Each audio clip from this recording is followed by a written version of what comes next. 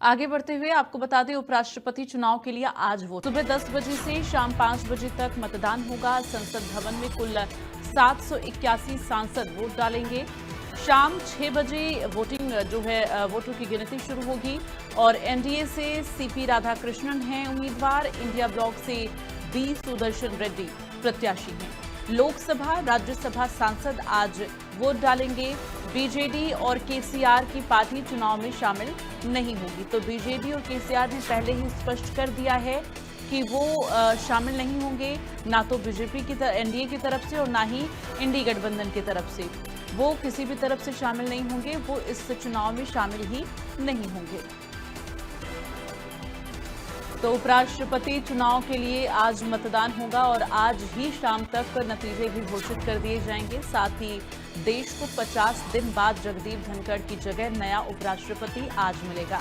21 जुलाई को धनखड़ ने अचानक इस्तीफा देने के चलते चुनाव ये हो रहा है। एनडीए ने महाराष्ट्र के राज्यपाल सीपी राधाकृष्णन और विपक्षी गठबंधन इंडिया ने सुप्रीम कोर्ट के रिटायर्ड जस्टिस सुदर्शन रेड्डी को उम्मीदवार बनाया है। आंकड़ों में एनडीए को स्पष्ट बढ़त है। हालांकि संसद में विपक्ष की मजबूती से पिछले 2 दशक में पहली बार मुकाबला करीबी हो सकता है। तो विपक्षी उम्मीदवार सुदर्शन रेड्डी को सांसदों की अंतरात्मा की आवाज पर भरोसा है। और इस वक्त संवाददाता मनोहर हमारे साथ। मनोहर केसरी दिल्ली से लाइव जुड़ गए, सीधे उनका रुख करेंगे।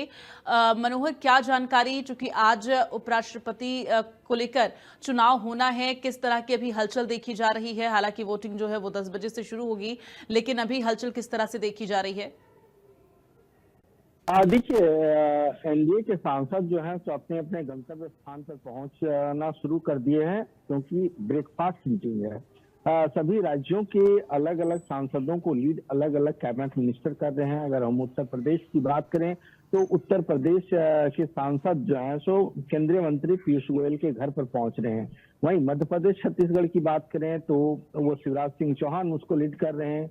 वहीं अगर हम जम्मू कश्मीर, हरियाणा या पंजाब की बात करें तो मनोहर लाल खट्टर को जिम्मेवारी दी गई है, उनके आवास पर पहुंच रहे हैं। और नॉर्थ ईस्ट के सांसद जो है तो किरण रिजिजू के घर पर पहुंच रहे हैं। इस तरह से अलग अलग राज्यों के सांसद जो एनडीए के हैं वो अलग अलग कैबिनेट मिनिस्टर के घर पे पहुंचने शुरू हो गए हैं। 8:30 बजे ब्रेकफास्ट मीटिंग है और उसके बाद जो है तो संसद भवन की ओर रवाना होंगे। 10 बजे वोटिंग शुरू होगी और प्रधानमंत्री पहले जो है मतदाता होंगे उपराष्ट्रपति चुनाव से जो वोट डालेंगे।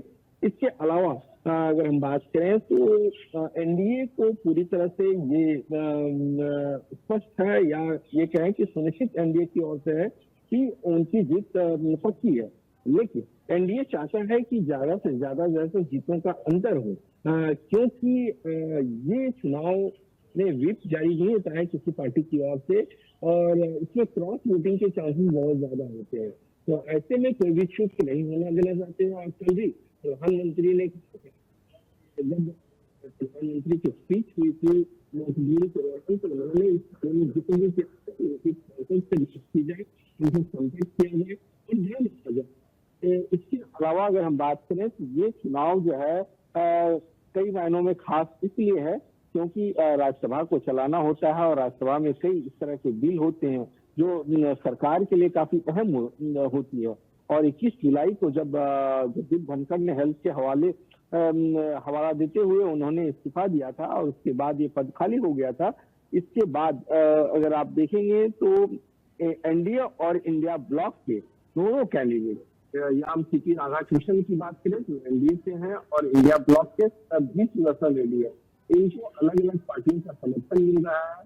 हालांकि अगर हम बीआरएस की बात करें, के चंद्रशेखर राव की पार्टी जिनके 4 सांसद है, बीजेडी जिनके 7 सांसद है, हालांकि लोकसभा में दोनों के एक भी सांसद नहीं है लेकिन राज्यसभा में है, तो 11 सांसद और एसएटी शिरोमणि अकाली दल बादल हर्षदीप कौर बादल उन्होंने भी चुनाव में हिस्सा नहीं लेने का मतलब 12 ऐसे अभी तक जो सांसद हैं वो चुनाव में हिस्सा नहीं लेंगे, वो अपना मतदान नहीं डालेंगे।